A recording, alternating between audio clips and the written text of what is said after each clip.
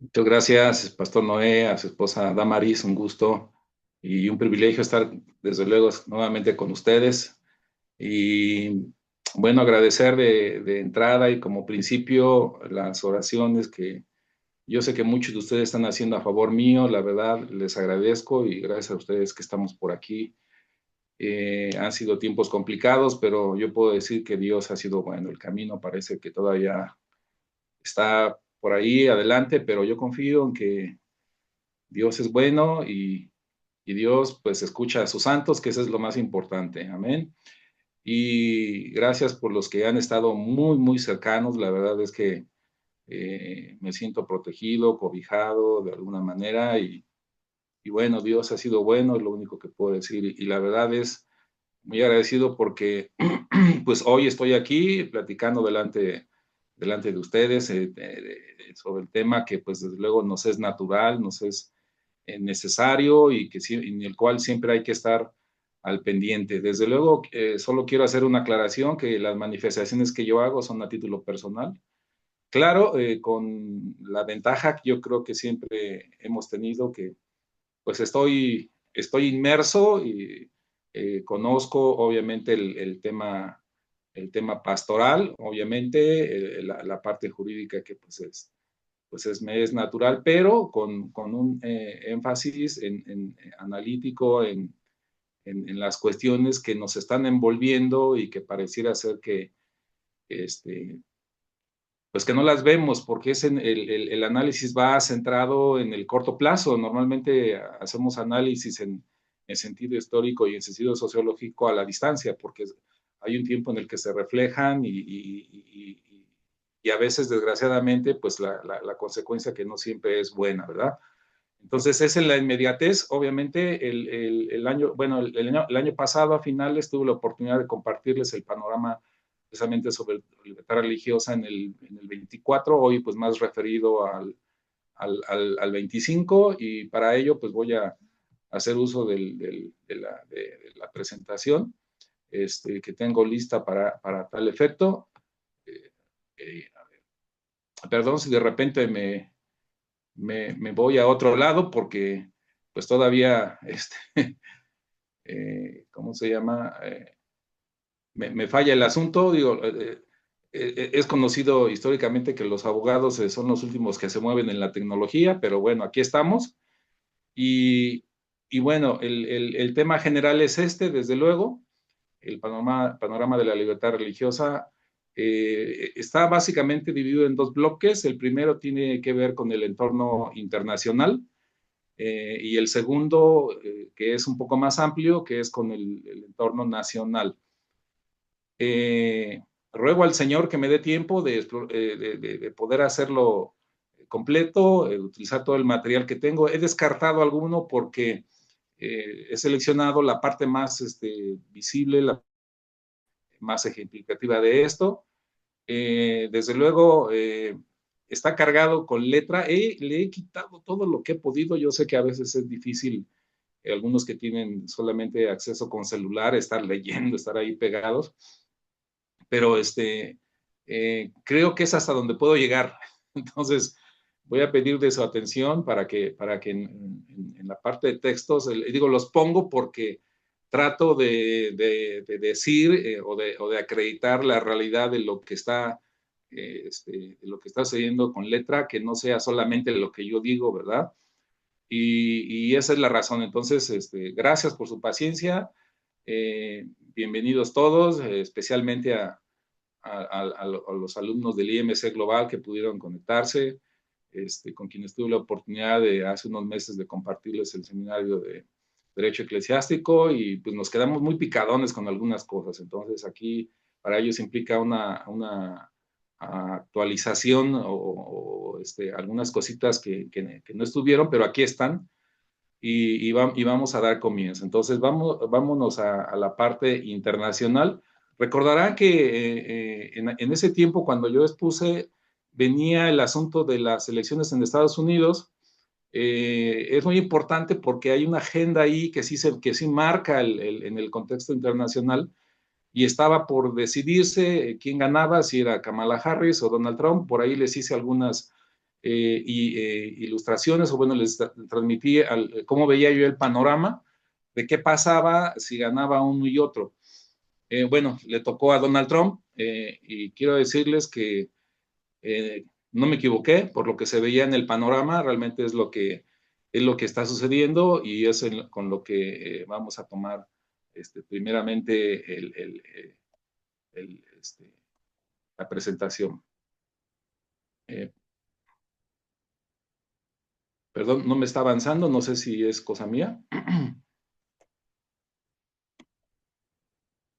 Sí, es cosa mía. A ver, a ver. Entonces voy a salirme de la presentación y voy a volver a entrar porque no, porque está un poco desfasado. No sé si la comunicación está correcta, no se está viendo entrecortada. Ok, a ver, ahí está, ya me dejó.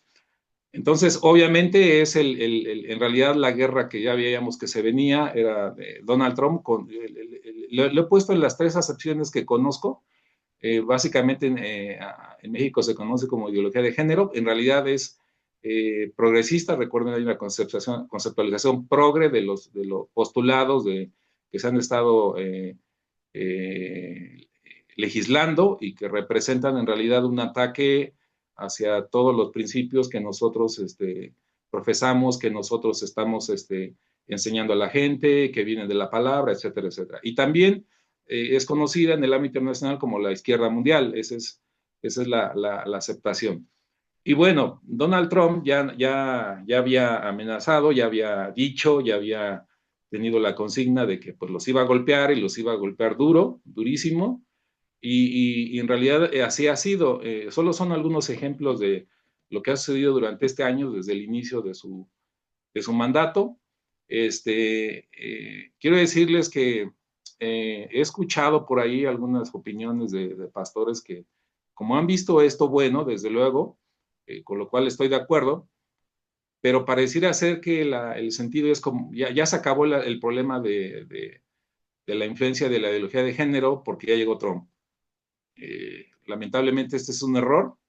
En nuestro país las cosas para ellos las siguen impulsando, siguen avanzando, desgraciadamente.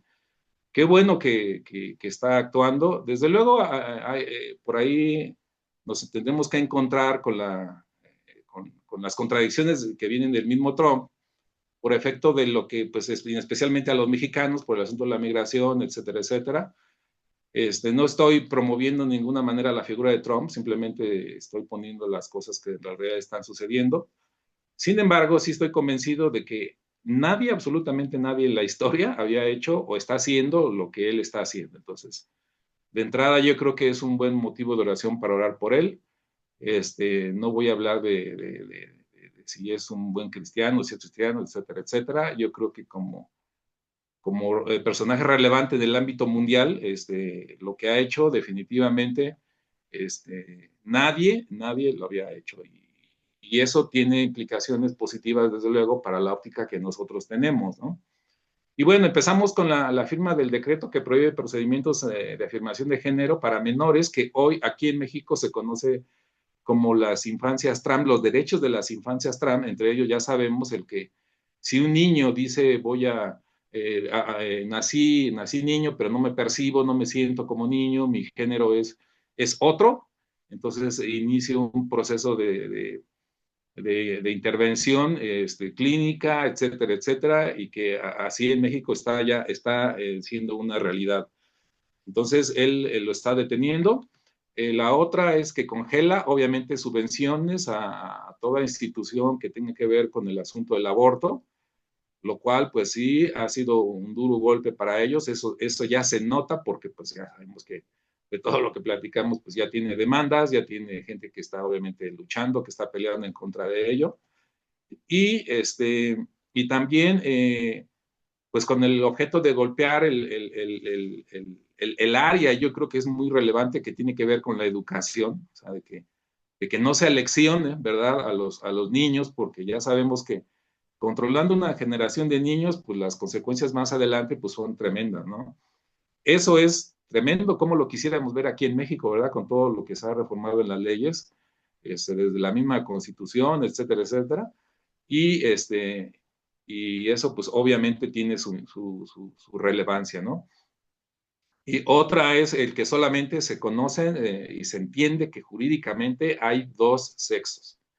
Déjenme decirles que estuve viendo por ahí algunas protestas obviamente de gente de la comunidad LGBT que pues hoy por hoy se identifican como trans, como todos los géneros que ellos han definido. El gobierno de Estados Unidos lo que hizo, obviamente como tiene bases de datos, canceló sus pasaportes y les envió el que corresponde a su, a su sexo, o sea, a su sexo biológico, ¿no? Entonces, desde luego hay demandas por todos lados, ¿verdad? Porque si en el pasaporte decía que era trans o quisiera, no sé, queer o drag o lo que, o sea, tantas cosas que han inventado, ¿verdad? Automáticamente puso hombre o mujer. Entonces, ¿cómo no quisiéramos tener eso en México? Que alguien llegara como autoridad y empezara a hacer con todas las justificaciones legales, etcétera, etcétera, este tipo de cosas, ¿no? Entonces, yo pienso que por todo esto sí es, desde luego, motivo de que pidamos oración por Donald Trump y por otras cosas, ya sabemos, ¿verdad? Que ponen desde luego en riesgo a la humanidad entera, pero bueno, eso es lo que tenemos en la realidad. Otra cuestión que hace yo creo que un parteaguas histórico por lo que se ha desarrollado últimamente, es que ya hay una ruptura en el seno de la ONU.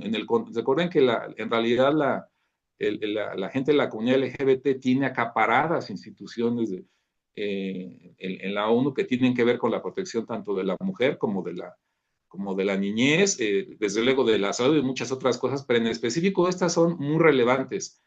Y miren, esta es una nota, bueno, es el encabezado de una nota periodística a nivel internacional que dice sexo biológico, una alta funcionaria de la ONU, ojo, una alta funcionaria de la ONU planta cara a la ideología de género y exige recuperar la protección para las mujeres. ¿Quién es esta mujer?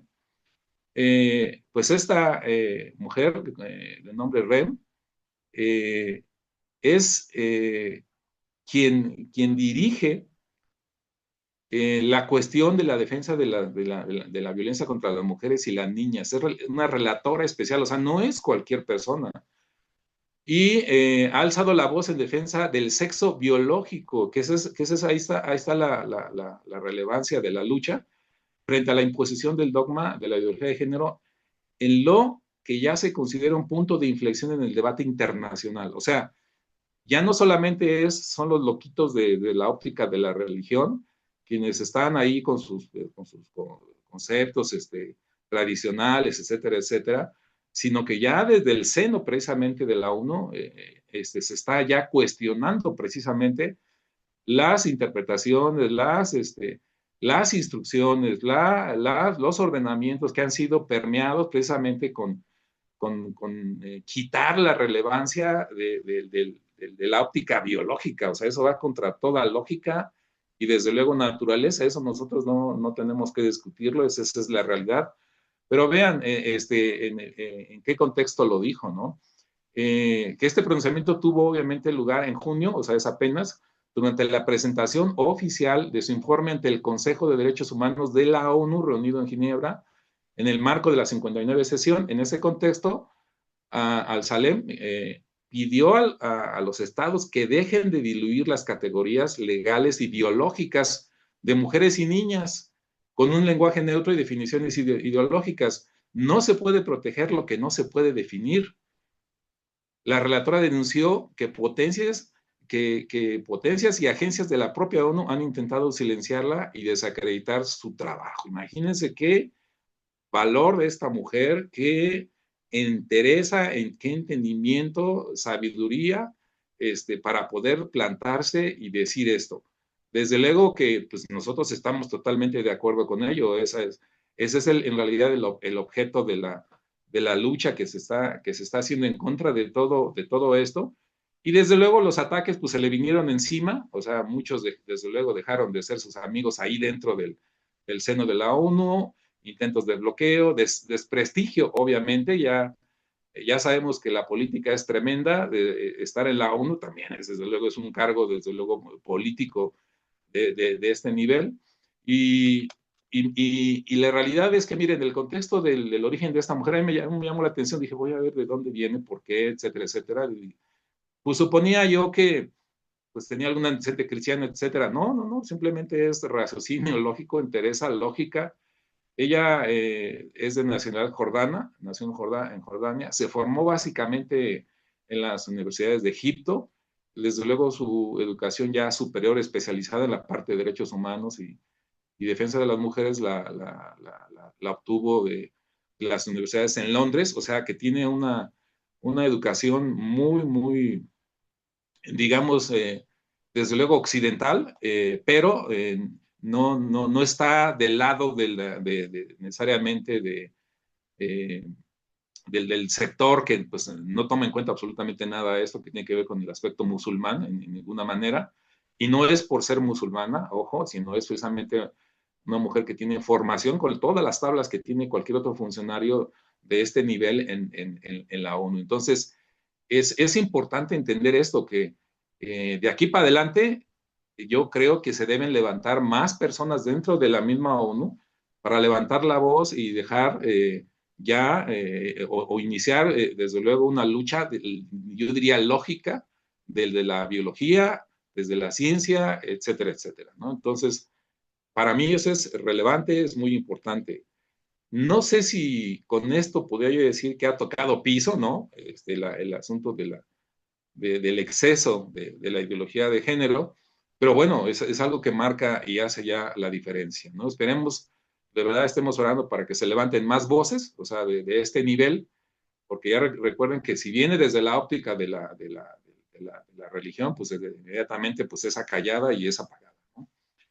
Dejo el contexto internacional y vamos a la parte nacional.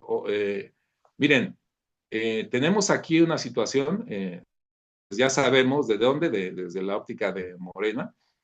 Esta diputada que está desde luego en la Cámara de Diputados, acá no es una diputada local de algún congreso en los estados, sino es una diputada en el Congreso de Diputados acá en la Ciudad de México de nivel federal. Vean nada más que ella califica como violencia simbólica. Ojo, vamos a poner mucha atención en este concepto, violencia simbólica. Algunos quizá lo han escuchado por primera vez. Estamos en realidad en la era del asunto de las violencias. Se escucha mucho. No se escucha mucho de la violencia biológica. ¿Por qué? Porque le obsequiaron una Biblia que le entregó la Iniciativa Ciudadana por la Vida de la Familia, que sabemos que es el organismo que se está encargando de la defensa formal precisamente desde el lado evangélico, por todo lo que representa el avance de la ideología de género. Le regalaron una Biblia, así como lo hacemos, de hecho, recuerden que eh, es políticamente correcto cuando tenemos un acercamiento con algún político de relevancia, regalarle una Biblia. De hecho, es históricamente hay antecedente de que la iglesia protestante en su tiempo le regaló una Biblia a Porfirio Díaz, le regalaron una Biblia a Francisco I. Madero, y es una costumbre en el ámbito político que nosotros como iglesia regalemos una Biblia. De hecho, ustedes lo hacen, todos lo hacemos a la familia, etcétera, etcétera, porque pues sabemos que lo que implica la gran comisión, ¿verdad? Eso fue lo que hizo la iniciativa ciudadana. Pero vean la reacción. Ella preside la Comisión de Igualdad de Género de la Cámara de Diputados. O sea, es una comisión que anteriormente, obvio, no existía, ¿verdad? Entonces, las comisiones que van en el sentido que tiene que ver con género, pues son en defensa precisamente de los preceptos de la ideología de género. Se creó la Secretaría de la Mujer que dirige Citlali, que es la mujer que promovió el asunto de las infancias trans y fue la promotora de cómo está criminalizado hoy incluso la ley, que vamos a ver un poquito más adelante. Entonces ya sabemos cómo está la cosa, pero bien, se puso bien brava, dice. Argumentó que tal obsequio refuerza estereotipos y perpetúa la violencia de género. Según la legisladora, estos gestos, ojo, gestos, sirven para etiquetar a las mujeres que luchan por sus derechos reproductivos y sexuales, etiquetándolas como aborteras y asesinas. ¿Cuándo hemos dicho nosotros desde los púlpitos esto, verdad? Hablamos del acto, no de las personas, o sea, lo que implica, pero bueno, en su discurso la diputada también denunció el uso de la desinformación y el pánico moral por parte de sectores eclesiásticos, o sea, desde de la religión y conservadores para criminalizar los movimientos feministas y de diversidad sexual.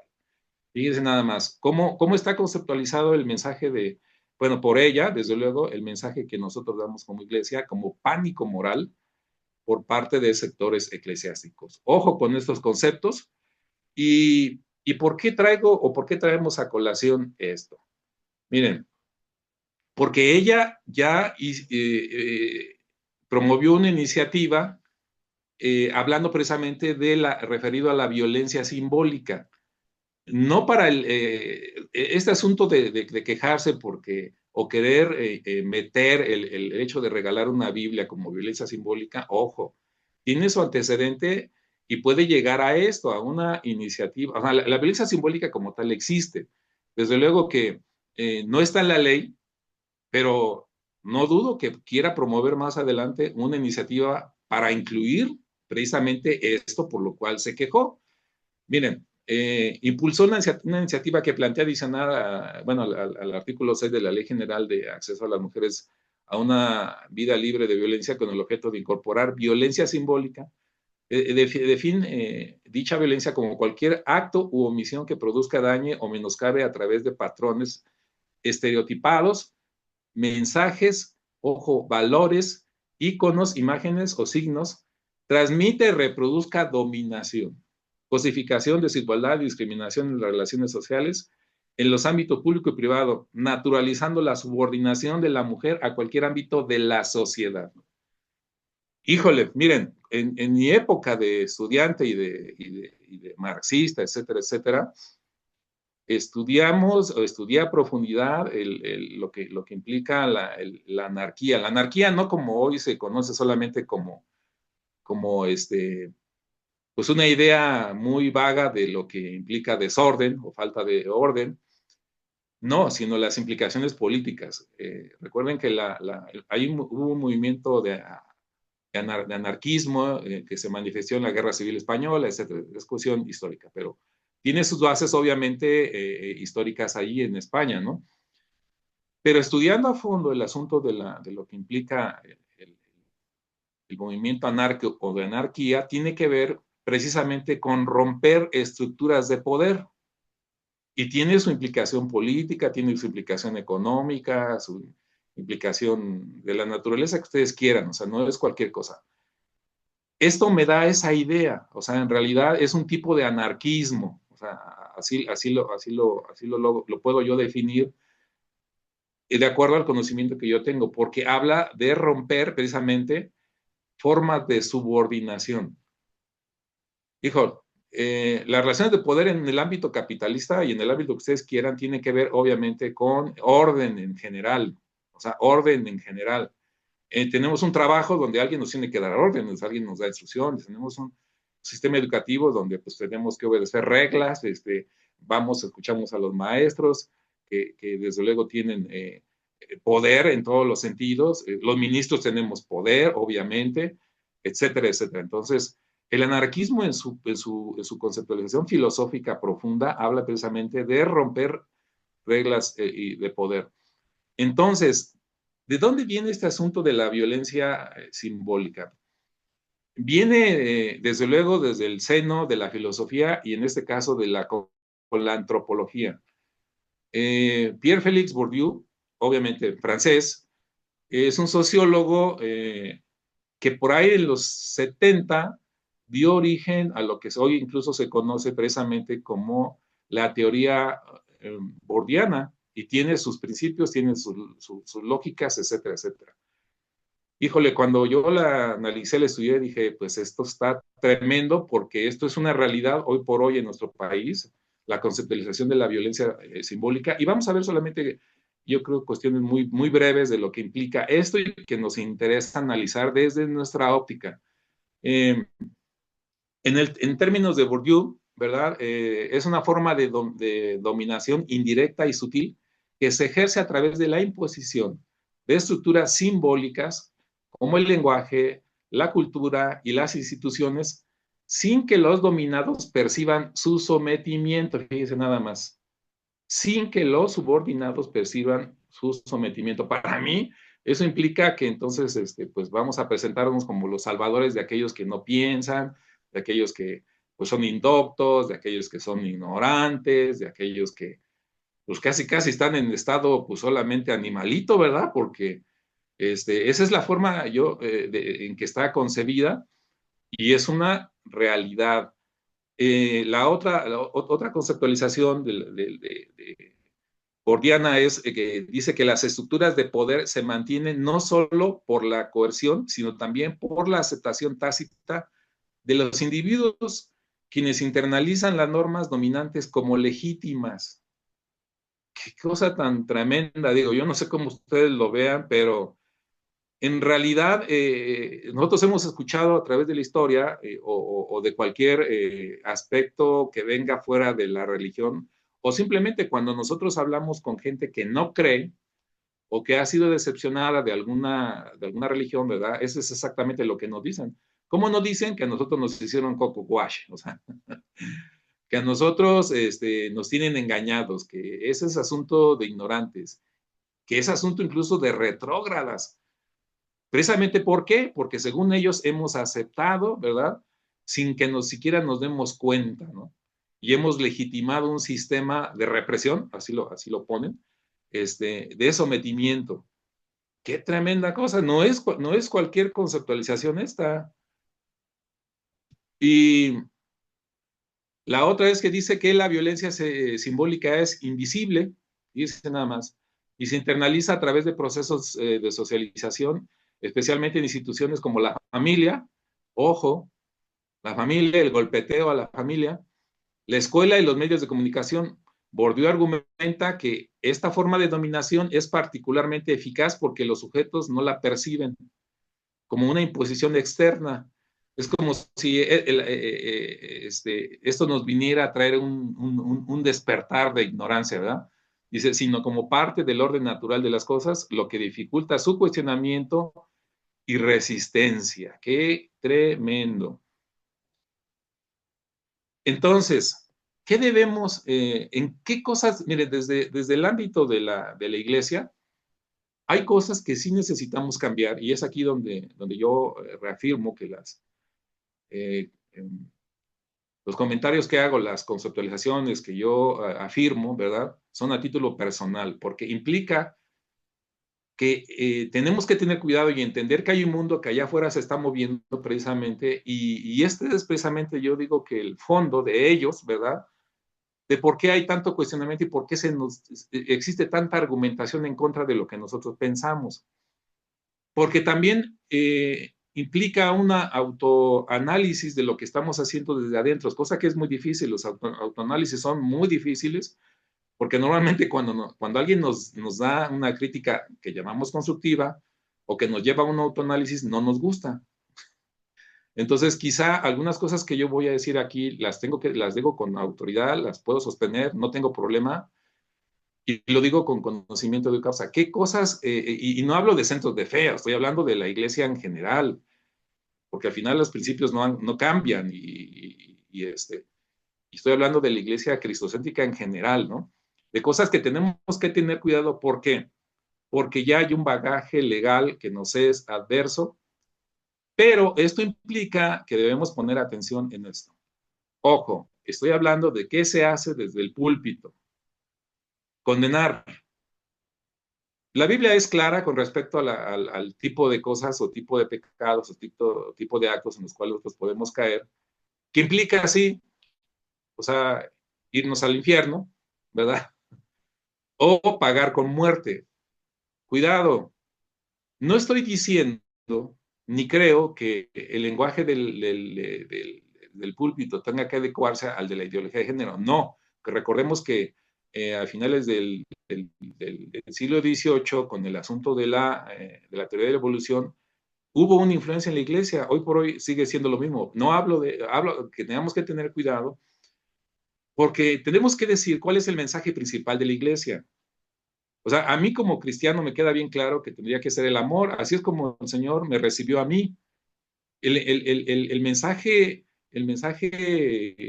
genérico, conceptual del Nuevo Testamento, ¿verdad? De por qué el Hijo de Dios vino a pagar con su vida o pagó por el pecado de nosotros, es el amor.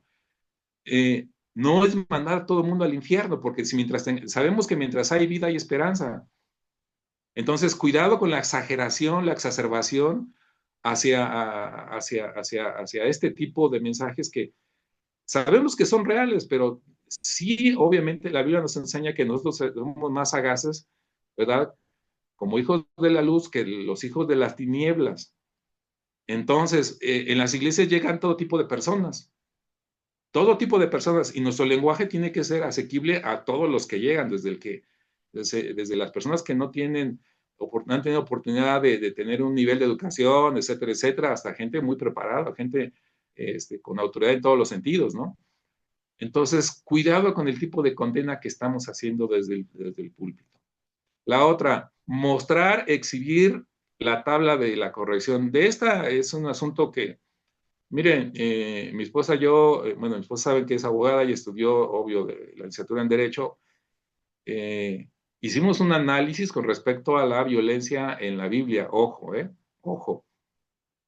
Y somos padres, digo, mis hijos ya son adultos, tengo uno casado, una chica soltera, etcétera, etcétera. Y miren que a mí me tocó aprender la paternidad en cuanto a la disciplina desde esta óptica, que hoy por hoy, de verdad, en términos de las leyes, cuidado. Esto es algo así como que algunos otros antes fueron aleccionados, corregidos, exhortados, como quieran llamarle, a través de la chancla, ¿no? La chancla famosa voladora. O el uso del cinturón, ¿verdad? A mí me tocó el cinturón, no la chancla, me tocó el cinturón. Y algunos más violentos les tocó el cable de la plancha, etcétera, etcétera, o lo que los papás tenían a la mano. Esto es exactamente lo mismo. Estoy hablando del hecho, el acto. O sea, y nosotros lo hicimos. O sea, tuvimos una tablita ahí colgada, tuvimos todas las justificaciones bíblicas de su tiempo, pero que hoy por hoy, analizando y buscando el corazón de Dios precisamente con respecto a esto, en general ha implicado ser la primera opción como padres, cuando en realidad la escritura nos enseña que antes teníamos que haber hecho muchísimas cosas que tienen que ver con el amor, con la instrucción, con el entrenamiento, con etcétera, etcétera, ¿no? Cosas que hemos dejado de hacer y que también hemos dejado de enseñar desde mi óptica, ¿verdad? Entonces, hoy por hoy ya se sabe que cualquiera que ejerce violencia con los hijos puede ir a la cárcel, o sea, así de simple, no es solamente que se me ocurra, etcétera, solamente advierto lo que en realidad está pasando. Y bueno, yo recuerdo que hemos tenido exposiciones muy buenas con respecto a esto desde la óptica educativa. Bueno, Víctor ha estado, nuestra hermana Rachel nos ha hecho esta exposición, obviamente, y, y de repente como que nos gusta acomodarnos de ese lado. No lo digo por los expositores, sino que está bien dicho, pero recuerden, lo que yo digo es, necesitamos padres de familia meternos con el Señor para que nos dé la entereza, el carácter para hacer antes de todo esto, ¿verdad? Lo que Él nos enseñó. Amén. Y perdón que tome tanto tiempo en esto, pero digo, para mí es importante. La otra, utilizar testimonio como ejemplo de regeneración. Lo he visto en varias ocasiones, cuidado, ejercer violencia como hoy está conceptualizada, y sobre todo como a las mujeres. A veces no se cuida cuando ponemos a alguien a dar testimonio dentro de la iglesia de lo que Dios ha hecho en su vida. Claro, muchos vienen de alcoholismo, muchos vienen de ser personas violentas, de ser personas que han engañado a la mujer, etcétera, etcétera, ¿no? Me tocó a mí ver uno en donde un hermano dio testimonio de cómo Dios había obrado en él a través de la infidelidad que Dios se le había quitado, pero la mujer ahí presente hablando de que tenía 3, 4 a la vez. Y imagínense cómo se sintió la... De hecho, yo volteé a ver a la esposa y la expresión fue de un trágame tierra, ¿no? O sea, queriendo dar un buen testimonio, de repente abusamos precisamente de dejar que estas exposiciones sigan y estamos violentando a la mujer, estamos revictimizando, que ese es el concepto jurídico que hoy por hoy existe. Entonces, hay que tener cuidado, desde luego, no solamente es porque de repente se quiebran, no dicen nada, lloran, etcétera, y adiós, y se acabó el testimonio, no, no, sino qué se va a decir y cómo se va a decir, y tener cuidado de esto, sin quitar obviamente lo que Dios ha hecho en la vida de las personas. A veces no hay necesidad de meterle tanta carga de lo que se metió, ¿verdad? O sea, cuando escuchamos, por ejemplo, a alguien que lo sacó del satanismo, hablar incluso de sacrificios de animales, de humanos, tampoco es correcto, no se edifique nada, cómo le hizo, cómo lo cortó, etcétera, etcétera. Eso es a lo que yo me estoy refiriendo, ¿no? La otra es el lenguaje violento. Y no hablo a que se habla fuerte o habla bajito, no, no, sino a precisamente las formas y las expresiones que utilizamos, ¿no? Aunque, por ejemplo, uno muy clásico, cuando hablamos de la mujer ramera, ¿no? O de la prostituta, etcétera, etcétera, ¿no? Ojo, hoy por hoy, ese es el lenguaje violento.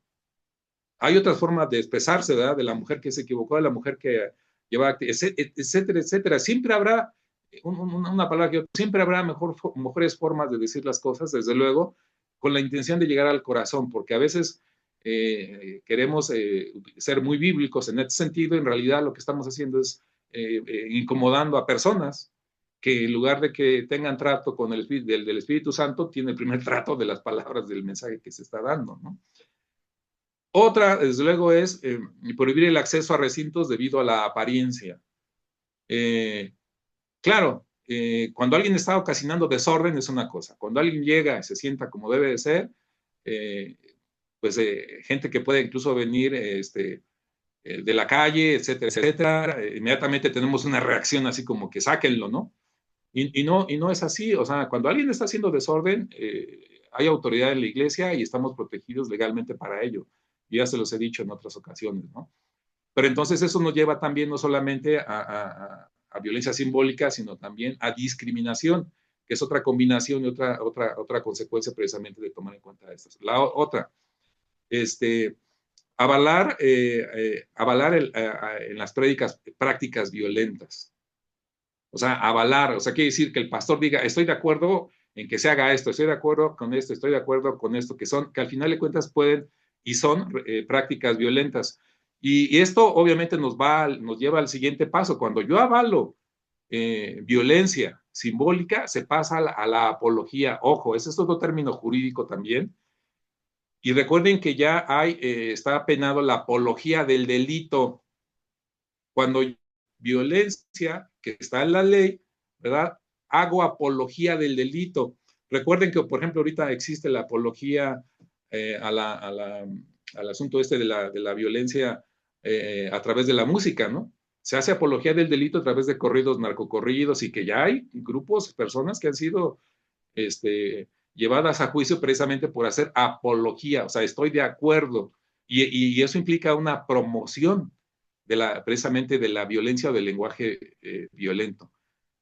Entonces, estas son las cosas que yo recomiendo, hermanos, cuidado, repito y afirmo, no es que yo esté promoviendo que se deje la palabra ni la conceptualización de la palabra, no, al contrario, yo lo que estoy diciendo es que se haga una interpretación correcta de la palabra, porque la palabra tiene mucho que dar, precisamente para que la gente a la que nosotros llegamos reciban el mensaje de salvación, que al final de cuentas ese es el propósito de todo lo que hacemos. Hay otro tema que es relevante, que es el derecho a la información. Hoy por hoy todos sabemos que lo que implica el derecho a la información, por ejemplo, el tema ahorita más en boga es hacia las audiencias, por ejemplo, en televisión, en medios, etcétera, etcétera, ¿no? El derecho a la audiencias, de qué se recibe, qué se debe recibir, y tenemos el derecho de decir yo no quiero escuchar esas cosas, etcétera, etcétera, ¿no?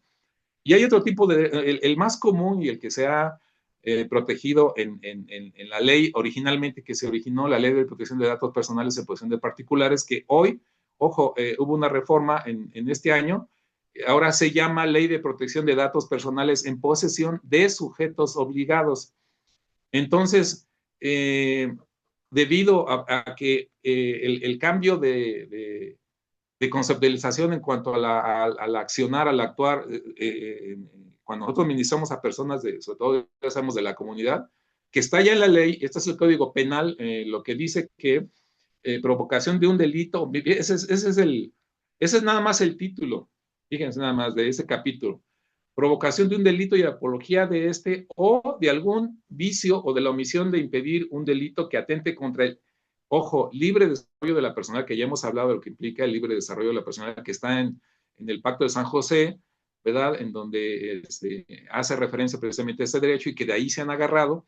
Dice la dignidad humana o la integridad física o mental, eso no estaba, la parte mental, y ahí es donde entra la cuestión moral, la cuestión religiosa, etcétera, etcétera. Nada más ese es el título del capítulo, pero vean el contenido de lo que obviamente ya existe y que se refiere a delitos contra la orientación sexual o la identidad de género de las personas.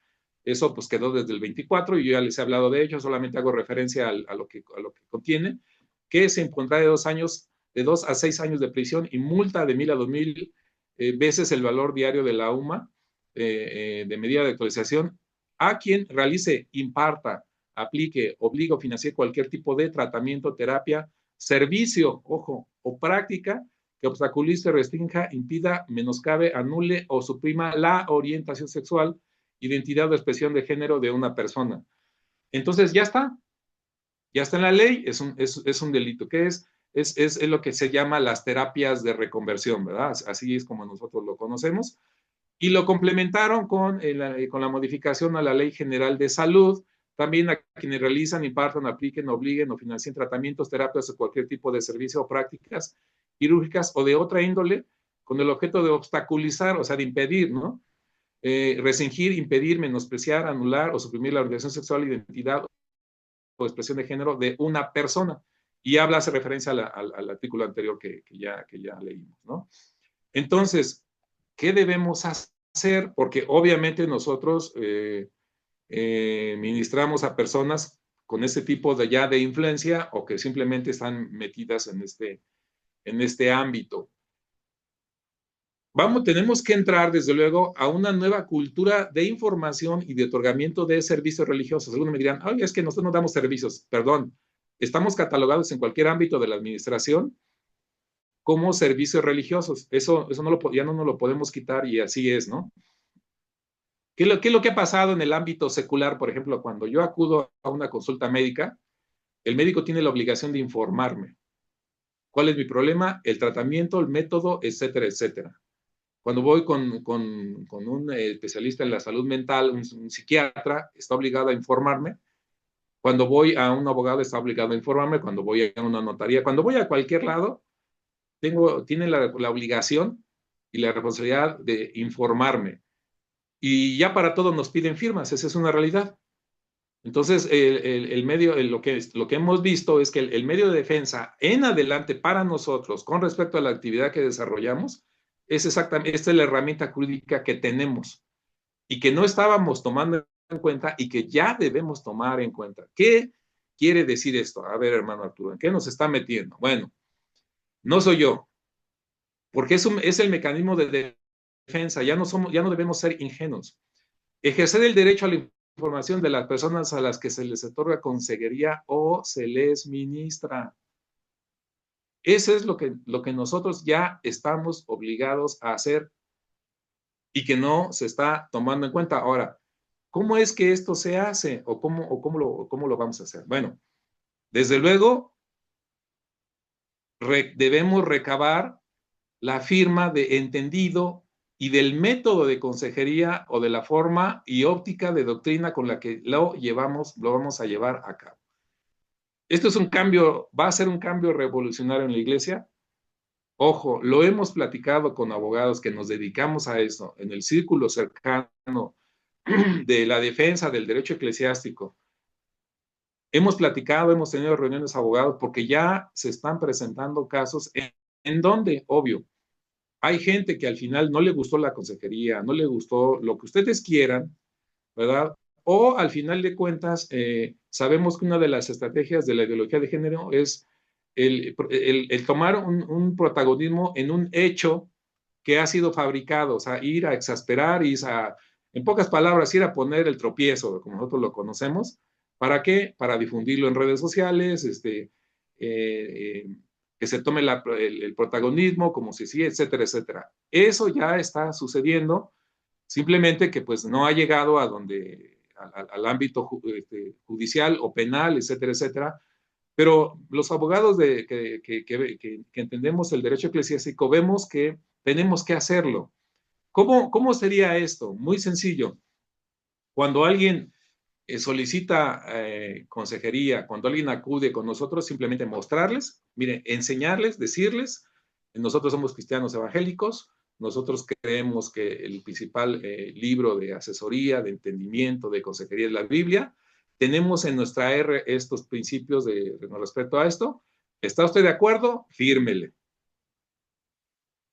Caray, yo creo que algunos dirán, oh, ¿qué le pasa a este hermano?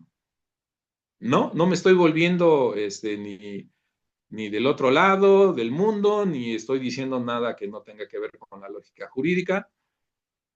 Este es el único medio de defensa que podemos tener hoy por hoy si llegamos a tener el caso de que alguien se nos vaya a la Comisión de Derechos Humanos, que vaya al Ministerio Público, bueno, a la Fiscalía, que vaya a cualquier institución de defensa, precisamente que ellos tienen obviamente bien estructurada, y que se queje de que el pastor quiso aplicarme terapia de reconversión, lo que implica, ya sabemos, un delito. Y ahí están ya en el Código Penal. Próximamente, obviamente, voy a hacer un documento en donde pues voy a pedirle el aval, obviamente, de nuestro consejo. Tengo que hacer un ejercicio de resumen y síntesis de lo que implica nuestra doctrina en lo que está en nuestros estatutos, para que lo empecemos a implementar y empezar a entender este nuevo cambio de cultura, ¿verdad? En primer lugar, aplicaría para las consejerías en la iglesia, con responsabilidad hacia los ministros y pastores en nuestra asociación religiosa, y obviamente no podemos ser ingenuos cuando sabemos que alguien tiene esas tendencias referidas a la comunidad LGBT, o sabemos, pues en primer lugar sería ingenuo no aplicar esto, ¿eh? O sea, no hacerlo, sería muy ingenuo porque ese sería el tamaño del riesgo. ¿Eh? Entonces, bueno, paso a otro tema que tuvo relevancia, que tiene relevancia hoy por hoy como tema en cuanto a lo que ellos siguen trabajando. O sea, aquí Donald Trump no gobierna, ¿verdad? La ideología sigue trabajando en avances para ellos, ¿verdad? Y siguen hablando de locuras que su pretensión es que lleguen al ámbito legislativo. Y ese está, ¿verdad? Referida al matrimonio temporal, y viene, curiosamente en ese caso no vino de Morena, sino que viene de un diputado de nombre Enrique Velázquez González, del partido local Hagamos Jalisco, que presentó una iniciativa para reconformar el Código Civil Estatal y permitir la creación de matrimonios temporales. Tremenda cosa, ¿verdad? Es como si en la iglesia, bueno, pues yo declaro marido y mujer por 5 años a fulano y a mengana, ¿no? Suena como chiste, pero ese es el fin que ellos al final persiguen. Y la propuesta contempla que el matrimonio pueda celebrarse en un periodo de entre 2 y 5 años, con la opción de renovar el contrato si ambas partes están de acuerdo, sin necesidad de iniciar un nuevo procedimiento legal. Imagínese también usted que llega a un matrimonio que busca consejería y tiene su acta de matrimonio que se vence en un año. ¿Qué le diría a usted, no? Oiga, nuestro contrato está por vencer, nuestro contrato matrimonial está por vencer y queremos que nos diga, pastor, qué debemos hacer porque tenemos estos broncones, ¿no? Tenemos todos estos problemas, ¿no? ¿qué le diría a usted, no? La intención de ellos, obviamente, de la propuesta es que las parejas decidan si desean renovar su vínculo. Nosotros en la iglesia acostumbramos a hacer cada año, o bueno, en algún momento determinado en la vida matrimonial, ¿verdad? Decimos que renovamos votos, ¿verdad? Entonces, ¿cómo le vamos a llamar? De hecho, obviamente yo sugeriría que le llamemos ya de aniversario de boda, lo que ustedes quieran, porque por ahí ya viene este concepto renovar y la gente se puede confundir. En nuestras ceremonias en la iglesia, desde luego son más aniversarios que renovación, porque pues lo ha dicho nuestro pastor Timoteo, ¿verdad? Los votos no vencen, no tienen fecha de vencimiento y esa es una realidad, pero yo solamente ¿cómo se llama? Lo enlazo con ese tipo de conceptos que ya vienen, que están presentes en el camino, ¿verdad? Amén. Y bueno, hay que modificar sus términos, disolver sin necesidad de acudir a un proceso judicial. O sea, todo el parapeto está para romper con la institución lo más pronto y rápido posible, ¿verdad? Y hay otros temas en donde, por obviamente cuestión de tiempo, les voy a tener que quedar a deber, desgraciadamente, pero tomó relevancia tremenda porque se movieron las redes a todo lo que da con el asunto de las asambleas de Dios, con el Anna Sanders, que se pretendió decir que era un asunto ya de persecución, que el Estado está ya, ¿cómo se llama?, expropiando iglesias. No es cierto. Yo intenté parar por ahí algunos. Debemos tener cuidado con lo que publicamos si no tenemos certeza de dónde vienen o no sabemos exactamente de qué se trata. Ojo, es en realidad un descuido de la asociación religiosa, mala estrategia jurídica, mala consejería, lo que ustedes quieran, y fue error de ellos. Era un monumento histórico, este era el que la autoridad, exactamente el INA, el Instituto Nacional de Antropología e Historia, intenta proteger, y bueno, la iglesia mal conducida, mal llevada, pues al final de cuentas terminó perdiéndolo. No es persecución religiosa, hermanos, por favor. Y el otro, pues ya sabemos lo que pasó en el Zócalo, la prohibición de imágenes pro aborto, etcétera, etcétera, la queja de la Iglesia Católica, que desde luego tuvo que ser atendida, y la última que a mí me impacta, que tiene que ver con, pues saben que ustedes que el mes de junio es el mes de la diversidad, pues desgraciadamente promovido desde fuera, ¿verdad?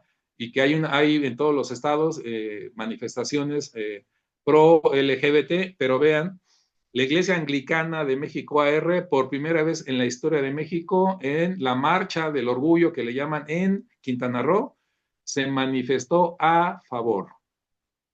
Qué tremenda cosa, primera vez en la historia. Sabemos que la Iglesia Anglicana tiene un origen, obviamente, protestante. Yo no estaría tanto de acuerdo, pero así se nos mete, ¿verdad? Sobre todo porque más adelante la gente lo va a utilizar como argumentación, como ellos sí y ustedes no. Solamente hay que ver el origen de la iglesia protestante. Ya sabemos que viene precisamente de la ruptura que hace la iglesia en Inglaterra en 1564, donde la propicia el rey VIII de Inglaterra con motivo del deseo de que casase, bueno, con Ana Bolena, ¿verdad? Y rompimiento de su matrimonio con Catalina de Aragón, etcétera, etcétera. Y se asume como el jerarca precisamente de la iglesia anglicana. Hoy por hoy, ¿quién es el jerarca de la iglesia anglicana? Pues es el rey Carlos III. Hay segmentos, etcétera, también hay divisiones entre ellos, obviamente, pero obvio, lo que cobra relevancia es lo que, por ejemplo, la iglesia de Estados Unidos, que se permite, ¿cómo se llama? Ordenar ministros de culto mujeres. Recuerden que la primera alegato que le hizo fue la dirigente de la Iglesia Anglicana en Estados Unidos. En fin, solamente para conocimiento de ustedes y que sepan que no somos lo mismo. Y aguas. Por último, termino ya con esto. Me tocó asistir a una entrega de certificados para ARs, o sea, constitución de ARs nuevas. El panorama en el ámbito religioso está cambiando. La entrega se hace de todas las denominaciones. Los que vemos en la foto son los presidentes, los nuevos presidentes de las nuevas ARs. Lo que a mí me llamó la atención es ver que de alrededor de 70 certificados de registro constitutivo que se otorgaron en esta ocasión, alrededor de 18 mujeres presidentas de ARs, ojo, entre ellas una católica, hay una monja aquí. No es asunto solamente de la iglesia evangélica. En general, las mujeres están teniendo dentro de la iglesia una relevancia como yo no había visto y que tenemos que tener en cuenta y en mente. Con eso termino. Dios les bendiga.